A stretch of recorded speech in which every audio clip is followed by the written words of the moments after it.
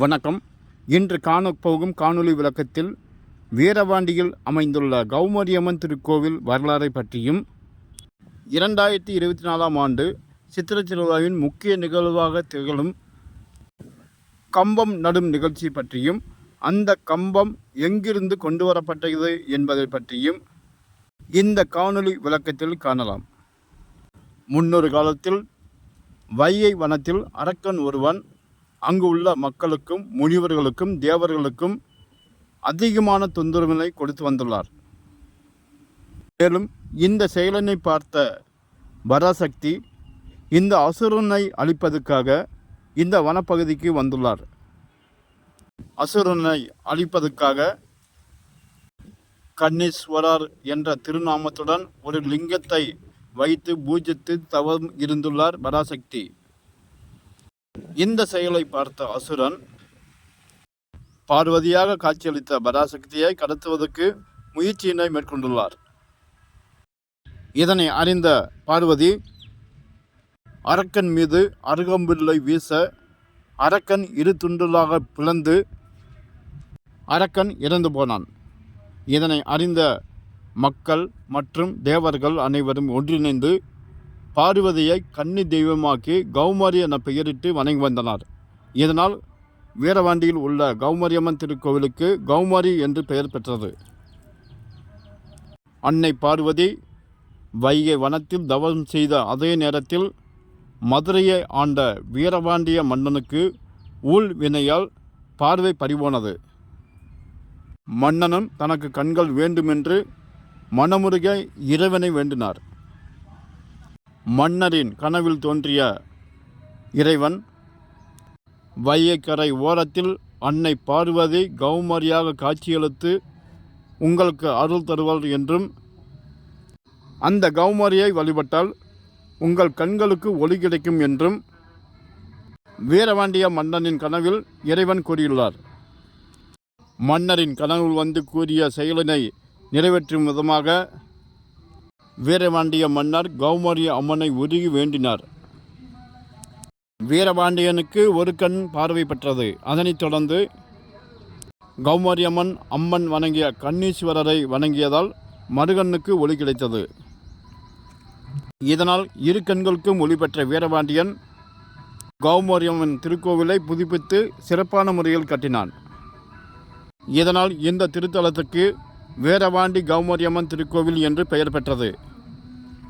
இப்போ வீரவாண்டியில் உள்ள கௌமாரியம்மன் திருக்கோவில் எப்படி உருவானது என்பதை பற்றியும் அதன் வரலாறு பற்றியும் நாம் தெரிந்து கொண்டோம். தொடர்ந்து இந்த திருக்கோவிலுக்கு சித்திரை மாதத்தில் கடைசியும் வைகாசி மாதத்தில் முதலுமாக மொத்தம் 8 நாட்கள் நடைபெறும் சித்திரை திருவிழாவில் எப்படி தொடங்கப்பட்டது என்பதை பற்றியும், கொடியேற்றும் நிகழ்வுக்காக இந்த வருடம் எங்கிருந்து அந்த கொம்பு கொண்டு வரப்பட்டது என்பதை பற்றியும் தொடர்ந்து காணலாம்.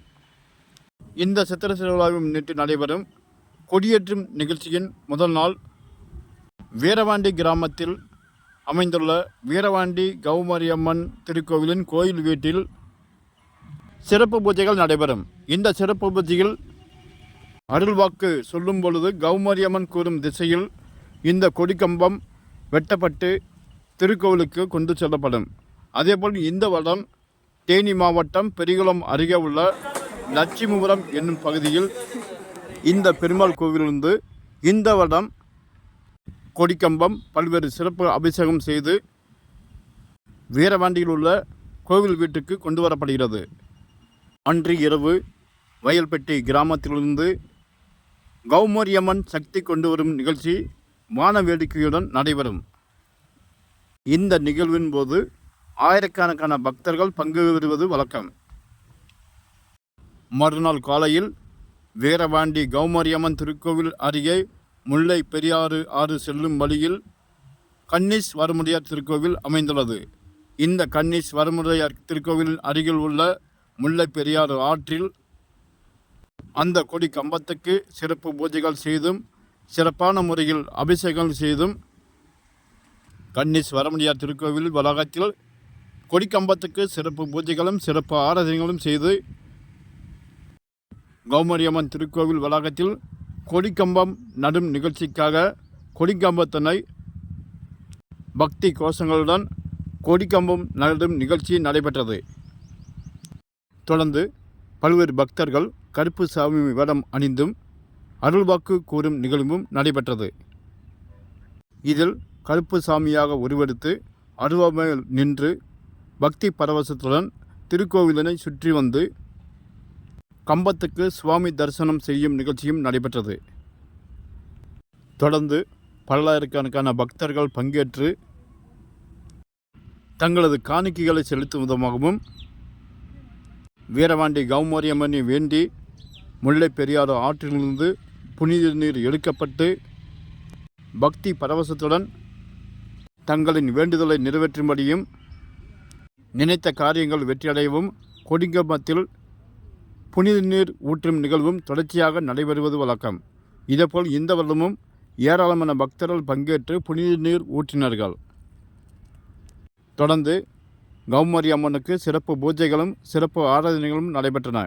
இந்த சிறப்பு பூஜையில் லட்சக்கணக்கான பக்தர்கள் பங்கேற்றனர். அதேபோல் இந்த கொடியேற்ற திருவிழாக்கு வருகை புரியும் பக்தர்களின் வசதிக்காக பசியினை போக்கும் வகையில் பல்வேறு தொண்டு நிறுவனங்கள் சார்பில் சிறப்பு அன்னதானமும் வழங்கப்பட்டது. தொடர்ந்து இந்து சமய அறநிலையத்துறை சார்பிலும் சிறப்பு அன்னதானமும் ஆங்கங்கே வழங்கப்படும். இந்த திருக்கோவிலில் விநாயகர், கருப்பசாமி, நவகிரகங்களும் அமைந்துள்ளது. தொடர்ந்து 8 நாட்கள் நடைபெறும் இந்த சித்திரை திருவிழாவில் பால்குடம் எடுத்தல், காவடி எடுத்தல், அக்னி சட்டி எடுத்தல், மாவிளக்கு எடுத்தல், பக்தர்களுக்கு அன்னதானம் வழங்குதல் என ஏராளமான காணிக்கைகளை கௌமாரி அம்மனுக்கு பக்தர்கள் காணிக்கைகளை செலுத்தும் நிகழ்வும் நடைபெற்று வருவது வழக்கம். இந்த திருக்கோவிலில் கௌமாரி அம்மன் மூலவராகவும் பக்தர்களுக்கு காட்சி அளிக்கும் வகையில் அமைந்துள்ளதால் ஏராளமான பக்தர்கள் சுவாமி தரிசனம் செய்து வருகின்றனர். கௌமாரி அம்மன் சுயமூர்த்தியாக பக்தர்களுக்கு காட்சியளித்து அருள் தந்து வருகிறார். இந்த கௌமாரி அம்மன் திருக்கோவிலானது தேனியிலிருந்து 7 கிலோமீட்டர் தொலைவில் அமைந்துள்ளது. தேனியிலிருந்து கம்பம், சின்னமனூர் உள்ளிட்ட பல்வேறு பகுதிகளுக்கு செல்லும் பேருந்துகள் இந்த கௌமாரி அம்மன் திருக்கோவிலுக்கு வந்தடைந்து செல்வது வழக்கம். அதேபோல் இந்த திருக்கோவிலின் கோபுரத்தில் சுதந்திர போராட்ட தியாகிகளான மகாத்மா காந்தி, ஜவஹர்லால் நேரு, நேதாஜி சுபாஷ் சந்திர போஸ், கஸ்தூரியா காந்தி ஆகிய சிலைகளும் உள்ளதாக கருதப்படுகிறது.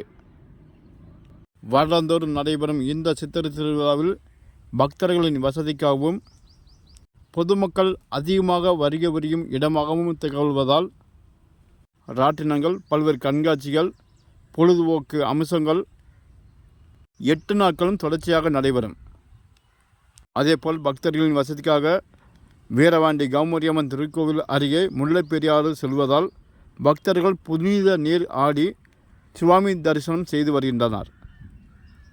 இந்த சித்திரை திருவிழாவை முன்னிட்டு இந்து சமய அறநிலையத்துறை சார்பில் பக்தர்களின் வசதிக்காக குடிநீர் வசதியும் கழிப்பிட வசதியும் செய்து வந்துள்ளனர். அதேபோல் காவல்துறை சார்பில் பல்வேறு பாதுகாப்பு ஏற்பாடுகளும் செய்து வருகின்றனர். திருவிழா நடைபெறும் 8 நாட்களிலும் தினசரி லட்சக்கணக்கான பக்தர்கள் வருகை புரியும் இடமாக திகழ்வதால் போக்குவரத்து துறை சார்பில் சிறப்பு பேருந்துகளும் இயக்கப்பட்டு வருகிறது. அதேபோல் இருசக்கர வாகனங்கள் நிறுத்துவதற்கும் மற்றும் பல்வேறு வகையான வாகனங்களை நிறுத்துவதற்கும் அதிக இடவசதிகள் இந்த திருக்கோவில் வளாகத்தில் அமைந்துள்ளது. இயற்கை சூழ்ந்து ரம்மியமாக காட்சியளிக்கும் இந்த இடத்தில் முல்லை பெரியாறு ஆறு செல்வதால் இந்த திருக்கோவிலை சுற்றியுள்ள பகுதிகளில் பல்வேறு இயற்கை வளங்களும் உள்ளன. வீரவாண்டியில் உள்ள கௌமாரி அம்மன் திருக்கோவிலின் வரலாறு பற்றியும் 2024 ஆண்டு நடைபெற்ற கொடிக்கம்பம் நடும் நிகழ்ச்சியை பற்றியும் இந்த காணொளி விளக்கத்தில் கண்டுள்ளோம். மேலும் சித்திரை திருவிழாவின் முக்கிய நாட்களில் நடைபெறும் காட்சிகள் தொடர்ந்து இதில் காணலாம்.